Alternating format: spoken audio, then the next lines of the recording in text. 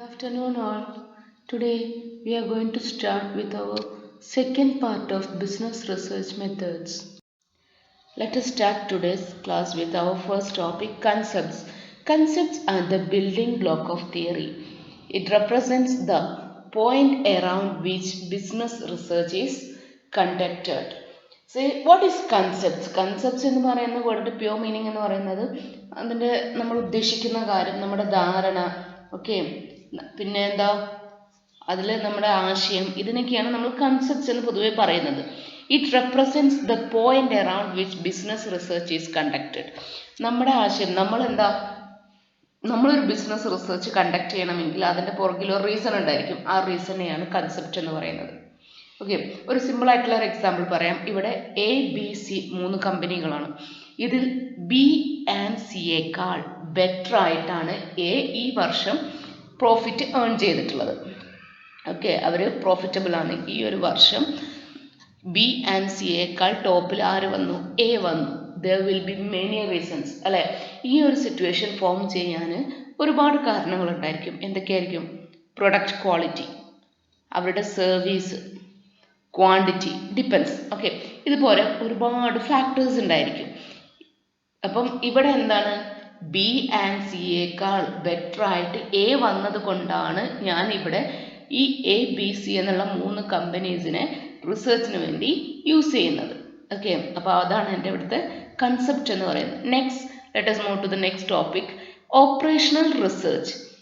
എങ്ങനെ നമ്മുടെ കൺസെപ്റ്റിനെ മെഷർ ചെയ്യാൻ പറ്റും, അതാണ് ഓപ്പറേഷണൽ റിസർച്ച് എന്ന് പറയുന്നത്. വി ഷുഡ് ഡിസൈൻ, നമ്മൾ ഡിസൈൻ ചെയ്യണം. നമുക്ക് ഇപ്പം ഒരുപാട് കൺസെപ്റ്റ് ഒരുപാട് വാരിയബിൾസ് വന്നു. എന്തൊക്കെയാണ്? നമ്മുടെ ക്വാളിറ്റി, പ്രസൻറ്റേഷൻ, പിന്നെ സർവീസ്, ഇതെല്ലാം എന്താണ്? നമ്മുടെ വാരിയബിൾസിനാണ്. ഓക്കെ, ഇനി ഇത് ടെസ്റ്റ് ചെയ്യാൻ വേണ്ടിയിട്ട് നമ്മൾ ഡിസൈൻ ചെയ്യുക. ഇതിനെയാണ് ഓപ്പറേഷണൽ റിസർച്ച് എന്ന് പറയുന്നത്. Next topic, variables. If a concept is to be employed in research it will have to be measured. നമ്മുടെ കൺസെപ്റ്റിനെ പ്രാക്ടിക്കലായിട്ട് നമ്മുടെ റിസർച്ചിലോട്ട് ആക്കണമെന്നുണ്ടെങ്കിൽ ആ പറയുന്ന കൺസെപ്റ്റ് എന്താണ്? മെഷറബിൾ ആയിരിക്കണം. ഓക്കെ, അതുപോലെ മെഷർ ചെയ്യാൻ പറ്റുന്ന കൺസെപ്റ്റ്സിനെയാണ് നമ്മൾ വാരിയബിൾസ് എന്ന് പറയുന്നത്. ഇനി വാരിയബിൾസിൽ യൂസ് ചെയ്യുന്ന ഒരു ടേം ആണ് ആട്രിബ്യൂട്ട് എന്ന് പറയുന്നത്. C, A variable is an attribute on which things varies. എന്താ ഒരു വാരിയബിൾ എന്ന് പറയുന്നത്? ആട്രിബ്യൂട്ട് എന്ന് പറയുന്നത് അതിൻ്റെ സ്വഭാവം, അതിൻ്റെ ബിഹേവിയേഴ്സ് ആണ്. Which can be change. Okay, അത് മാറിക്കൊണ്ടിരിക്കും. Next, different types of variables. There are 4 types of variables: independent variables, dependent variables, intervening variables, moderating variables. Independent variables എന്ന് പറയുന്നത് is what you manipulate or the cause. കാരണം, നമ്മൾ research conduct ചെയ്യാനുള്ള ഒരു കാരണത്തെയാണ് independent variable ആയിട്ട് പറയുന്നത്. C, ഞാൻ നേരത്തെ കൺസെപ്റ്റ് പറഞ്ഞപ്പോൾ ഒരു എക്സാമ്പിൾ പറഞ്ഞു, അതായത് ABC എന്നുള്ള 3 കമ്പനിയെക്കുറിച്ച്. അവിടെ എന്താണ്? B&C എന്നുള്ള 2 കമ്പനിയേക്കാൾ കൂടുതലായിട്ട് പ്രോഫിറ്റ് ആര് ഏൺ ചെയ്തു? A എന്ന കമ്പനി ഏൺ ചെയ്തത് കൊണ്ടാണ് ഞാൻ അവിടെ ഒരു റിസർച്ച് കണ്ടക്ട് ചെയ്യാൻ തീരുമാനിച്ചത്. സോ അവിടെ പ്രോഫിറ്റ് ഏൺ ചെയ്യുന്നതാണ് ഇൻഡിപെൻഡൻറ്റ് വാരിയബിൾ എന്ന് പറയുന്നത്. Next, let's see dependent variable. Dependent variable എപ്പോഴും ഇൻഡിപെൻഡൻറ്റിനെ ഡിപ്പെൻഡ് ചെയ്തിരിക്കും. Okay, see, independent variable is the cause and dependent variable is the effect. Is the variable factor being tested and measured in an experiment and is dependent on the independent variable. See, examples are depression symptoms which depends on the independent variable. നമ്മൾ depression symptoms എങ്ങനെയാണ്? അവരുടെ ബിഹേവിയറിൽ നിന്നും മറ്റുള്ള കാര്യങ്ങളിൽ നിന്നാണ് നമ്മളത് analyse ചെയ്യുന്നത്. ഇനി ഇൻഡിപെൻഡൻറ്റ് വാരിയബിളിനും ഡിപ്പെൻഡൻറ്റ് വാരിയബിളിനെയും കൂടി കമ്പയർ ചെയ്ത് പറയുകയാണെങ്കിൽ വേറൊരു എക്സാമ്പിൾ പറയാം. Increase in poverty leads to increase in crimes. ഒരു എക്സാമ്പിളാണ് increase in poverty leads to increase in crimes. അതെന്തായാലും പോവേർട്ടി ഇൻക്രീസ് ചെയ്തതാണ് എന്തിന്? ക്രൈംസ് കൂടാനുള്ള റീസൺ എന്നുള്ളതാണ്. ഓക്കെ, ഇവിടെ പോവേർട്ടി എന്ന് പറയുന്നത് ഇൻഡിപെൻഡൻറ്റ് ഫാക്ടറാണ്, ക്രൈം എന്ന് പറയുന്നത് ഡിപ്പെൻഡൻറ്റ് ഫാക്ടറും. ഓക്കെ, അതായത് പോവേർട്ടി ഉണ്ടായത് കൊണ്ടാണ് ക്രൈം ക്രിയേറ്റ് ആയത് എന്നാണ് പറയുന്നത്. വേറൊരു example, increase in temperature increase the sales of ice cream. Okay, അതായത് ചൂട് കൂടുന്നതിനനുസരിച്ച് എന്താണ് ഐസ്ക്രീമിൻ്റെ സെയിൽസും ഇൻക്രീസ് ചെയ്യും. അപ്പം ഐസ്ക്രീം എന്ന് പറയുന്നത് ചൂടിനെ, ആ ചൂടെന്ന കാലാവസ്ഥയെ ഡിപ്പെൻഡ് ചെയ്താണ് നിൽക്കുന്നത്. അപ്പം ടെമ്പറേച്ചർ ഇൻഡിപെൻഡൻറ്റ് വാരിയബിളും ഐസ്ക്രീം എന്ന് പറയുന്നത് ഡിപ്പെൻഡൻറ്റ് വാരിയബിളുമാണ്. ഓക്കെ, നെക്സ്റ്റ് ഇൻറ്റർവിങ് വാരിയബിൾ എന്ന് പറയുന്നത് എന്താണ്? It is an hypothetical variable use to explain causal link between other variables. ഈ രണ്ട് വാരിയബിൾസിനെ തമ്മിൽ കണക്ട് ചെയ്യുന്നതിൻ്റെ ഇടയിൽ എന്തുണ്ട്? റിലേഷൻഷിപ്പ് ഉണ്ട്. ആ റിലേഷൻഷിപ്പിനെ ഫൈൻഡ് ചെയ്യുന്നതാണ് ഇൻറ്റർവിങ് വാരിയബിൾസ് എന്ന് പറയുന്നത്. Say there is an association between, example ആണ്, association between being poor and having a shorter life span. ഒരു പാവപ്പെട്ട ആളും പെട്ടെന്ന് മരണം സംഭവിക്കുന്നതും. ഓക്കെ, ഷോർട്ടർ ലൈഫ് സ്പാൻ എന്ന ആയുസ് കുറയാം. ഇതിനെ രണ്ടിനെയും കണക്ട് ചെയ്യുന്ന ഒരു കാര്യം ഇതിന് സെൻറ്ററിലുണ്ട്. അതെന്താണ്? പോവേർട്ടി ആയിരിക്കാം. ഓക്കെ, പോസിബിലിറ്റി പോവേർട്ടി, പാവപ്പെട്ടവൻ ഷോർട്ടേജ് ഓഫ് ഫുഡ് വരും, അത് അയാളുടെ ലൈഫിനെ എഫക്റ്റ് ചെയ്യും. ഓക്കെ, അതാണ് ഇൻറ്റർവിങ് വാരിയബിൾ എന്ന് പറയുന്നത്.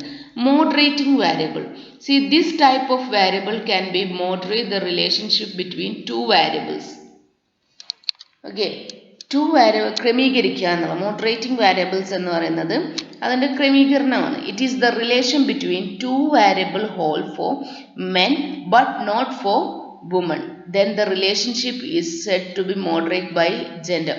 അതായത് മെയിൽ ആൻഡ് ഫീമെയിൽ ജെൻഡർ വെച്ചെടുക്കുകയാണെങ്കിൽ രണ്ട് ഓപ്ഷനേ ഉള്ളൂ, മെയിൽ ഓർ ഫീമെയിൽ. ഓക്കെ, അതായത് രണ്ടും കൂടി ഒരുമിച്ച് പറ്റില്ല. നമുക്ക് എന്താ ചെയ്യുന്നത്? അവിടെ മോഡറേറ്റ് ആയിട്ട് യൂസ് ചെയ്യാൻ പറ്റും. Okay, next one.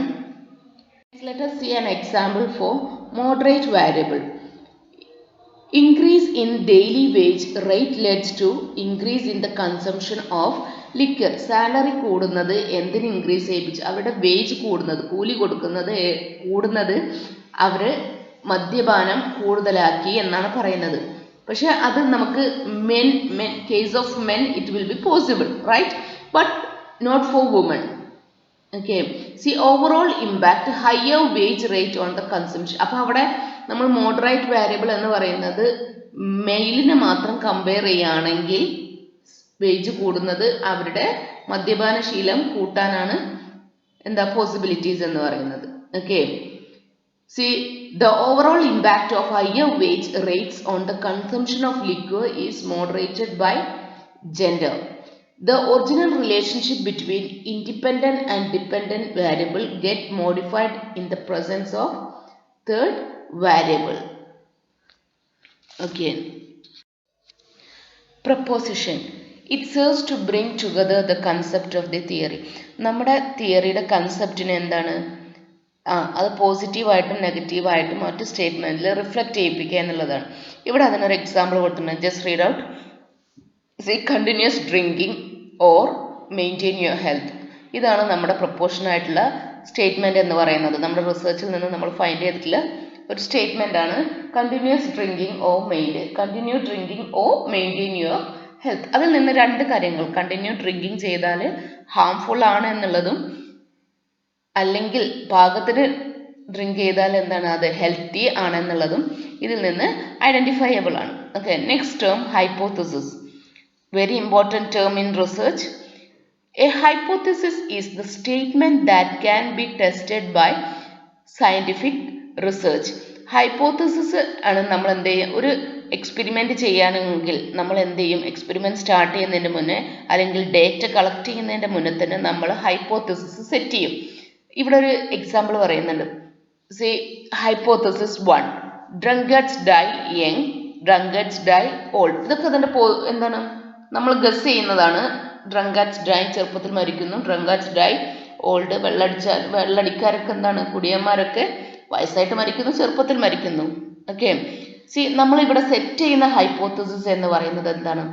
There is no relationship between drinking liquor and the age of death. അതായത് ചെറുപ്പത്തിലും ഇവിടെ എന്താ, മദ്യപാനികൾ ചെറുപ്പത്തിലും മരിക്കുന്നുണ്ട്, വയസ്സായാലും മരിക്കുന്നുണ്ട്. സോ ഏതാണെങ്കിലും മരിക്കുന്നുണ്ട്.